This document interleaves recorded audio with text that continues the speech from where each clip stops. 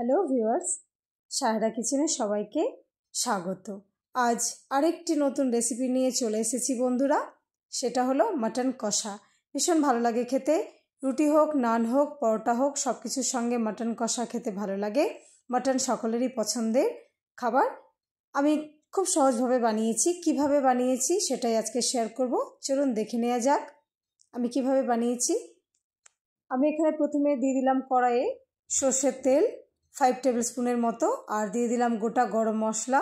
গোটা গরম মশলার মধ্যে আছে লং, দারচিনি, এলাচ, আর দিয়ে দিলাম 2টো তেজপাতা, আর দিয়ে দেবো এরপরে পেঁয়াজ কুচি। 5টা পেঁয়াজ আমি কেটে নিয়েছিলাম কুচি কুচি করে, সেই পেঁয়াজ কুচিটা দিয়ে দিলাম। পেঁয়াজটাকে একটু নেড়ে চেড়ে নেব যতক্ষণ পর্যন্ত একটু লালচে হয়ে আসে, ততক্ষণ পর্যন্ত প্রায় লালচে হয়ে এসেছে।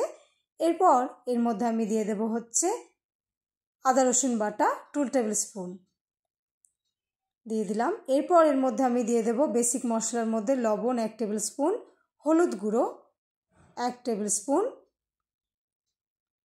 তারপর দিয়ে দেবো আমি এর মধ্যে হচ্ছে জিরে গুঁড়ো 1 টেবিল স্পুন, ধনে গুঁড়ো 1 টেবিল স্পুন, আর দিয়ে দেবো হচ্ছে Kashmiri red chilli powder 1 tablespoon দিয়ে দিলাম।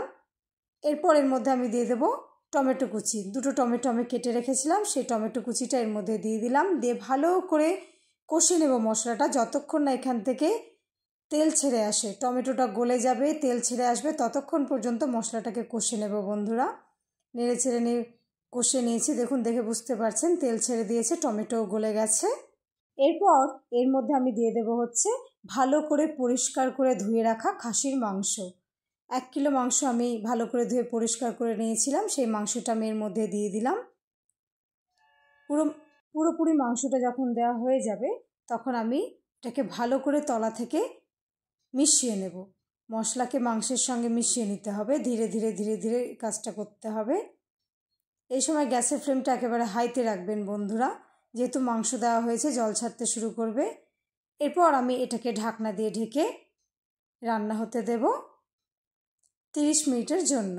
এই সময় গ্যাসের ফ্লেমটা একেবারে লোতে করে দেবেন, 30 মিনিট হতে থাকবে।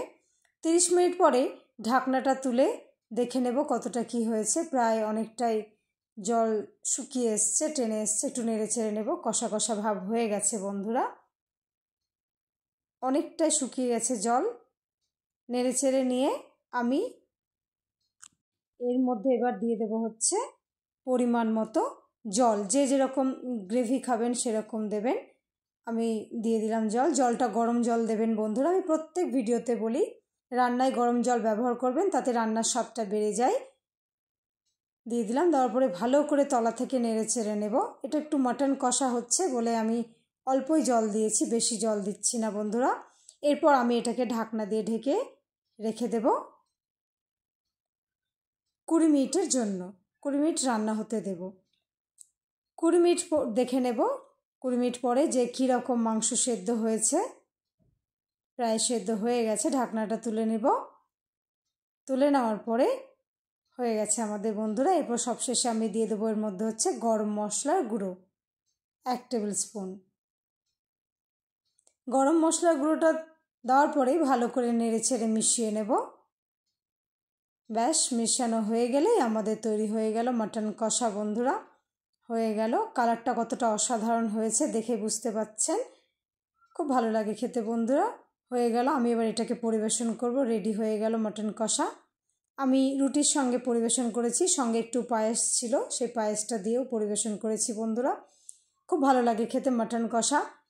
বানাবেন তো কমেন্টে আমাকে অবশ্যই জানাবেন কেমন হয়েছে খেতে।